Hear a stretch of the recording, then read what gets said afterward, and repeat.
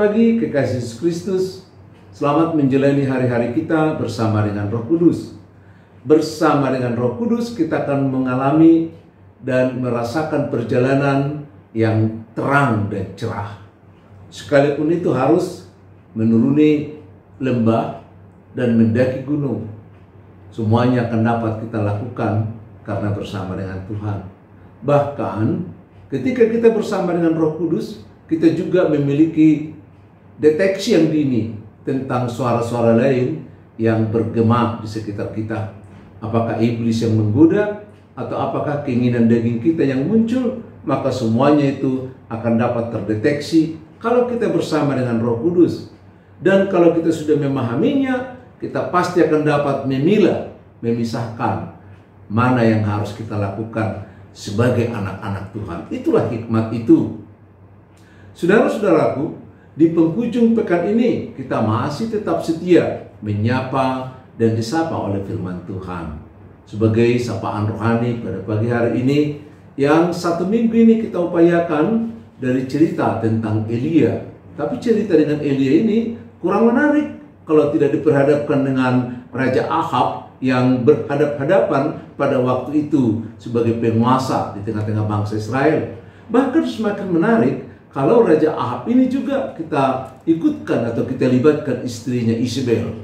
Isabel yang sangat garang ini, seorang putri raja dari Sidon yang tidak mengenal Allah, telah dipersunting oleh Raja Ahab sehingga penyembahan dari Sidon juga menjadi berkembang. Sebagaimana satu minggu ini kita katakan, ada di Samaria didirikan kuil, ada Asyera, ada yang lain lagi diberdirikan di berbagai tempat, sehingga mau tidak mau bangsa Israel akan terlibat. Hari ini kita melihat bagaimana iman kepercayaan Elia diperhadapkan dengan para nabi-nabi Baal atau nabi palsu, sesembahan dari Ahab dan Isabel, yang sangat frontal dan bertentangan dengan iman yang dimiliki oleh Elia. Saudara-saudara, di dalam perjalanan hidup kita selalu berhadapan dengan berbagai situasi. Tidak semuanya mulus, ya. Tidak selamanya musim hujan, tapi sama, tidak selamanya juga musim kemarau. Ada silih berganti dalam kehidupan. Kalau kehidupan ini silih berganti, hanya satu yang tetap, yakni firman Tuhan, yang tetap untuk selama-lamanya. Demikian juga dalam kehidupan yang silih berganti ini, kita lihat bagaimana Tuhan melindungi kita. Sama seperti Elia yang dilindungi oleh Tuhan ketika berhadapan dengan Ahab, dan setelah diberitahukan akan datang musim kering 3,5 tahun di tengah-tengah bangsa Israel, tidak akan ada hujan, bahkan embun pun tidak akan ada, maka mengancam kelaparan di segala tempat. Itu sebabnya Elia dimusuhi atau dimarahi atau dibenci oleh Raja Ahab, maka akan diancam untuk dihukum mati. Melihat situasi ini, Tuhan melindungi dia. Lalu dia disuruh pergi berlindung atau tinggal di tepi sungai Kerit.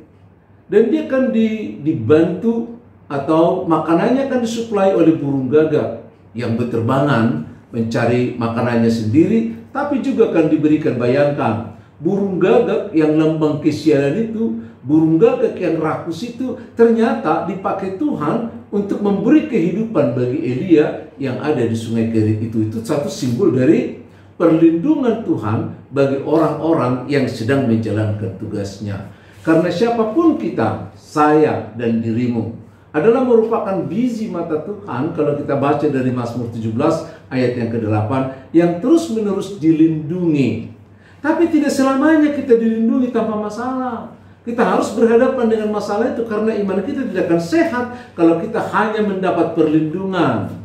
Itu sebabnya kita tidak meminta di dalam doa supaya ditutup bungkus, tapi supaya bungkusnya dibuka. Kita berhadapan dengan keadaan yang nyata. Kita akan dikuatkan oleh Tuhan. Seperti Daud juga berhadapan dengan Goliat. Itu berhadapan langsung dengan maut, tapi Tuhan memberikan kekuatan kepadanya. Ada saatnya Daud ditarik, dilindungi, tapi ada saatnya Daud diperhadapkan dengan situasi.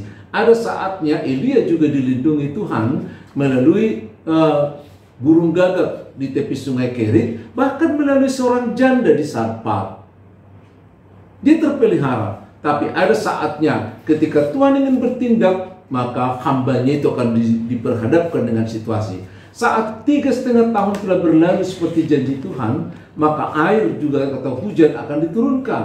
Tapi hujan ini akan turun kalau bangsa Israel sudah mengakui kalau Allah itu adalah Yahweh.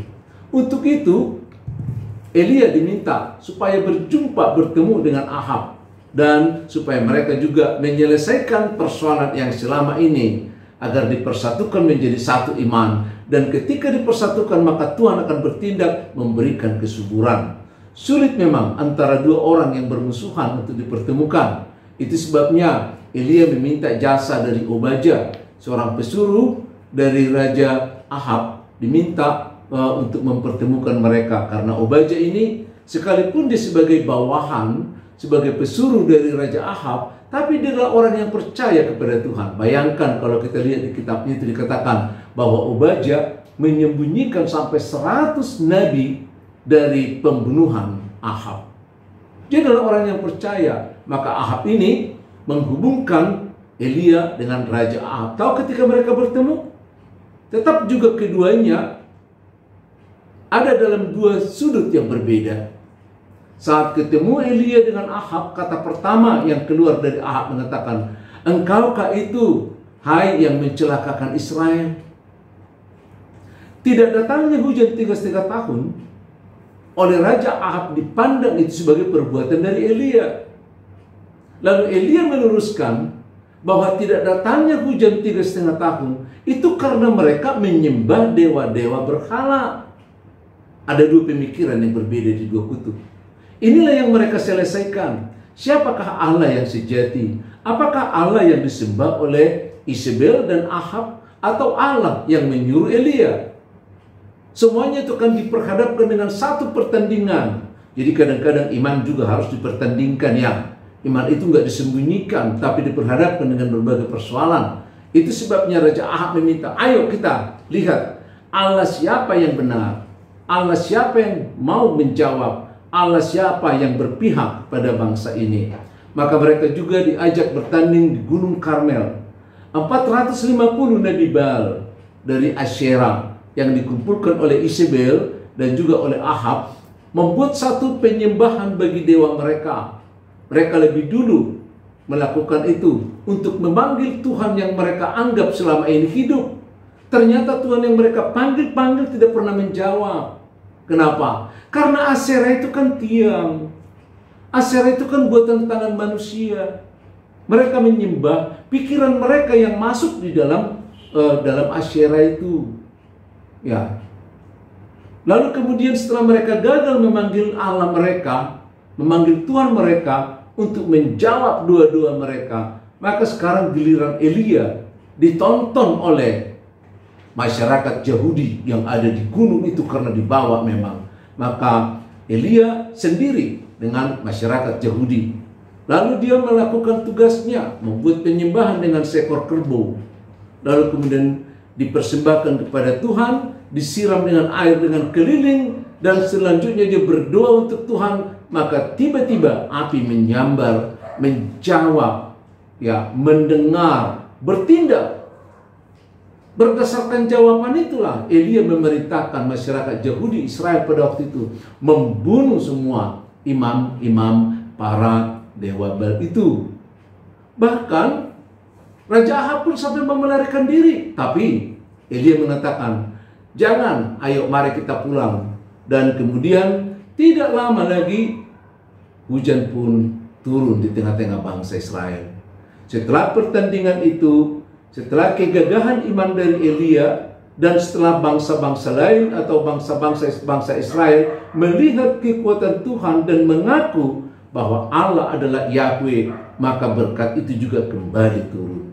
Saudara-saudara, kita juga dalam kehidupan kita yang nyata, kalau kita juga berhadapan dengan berbagai kesulitan, itu mau menunjukkan bahwa Allah itu berkuasa dalam diri kita dan berkuasa mengatasi situasi itu.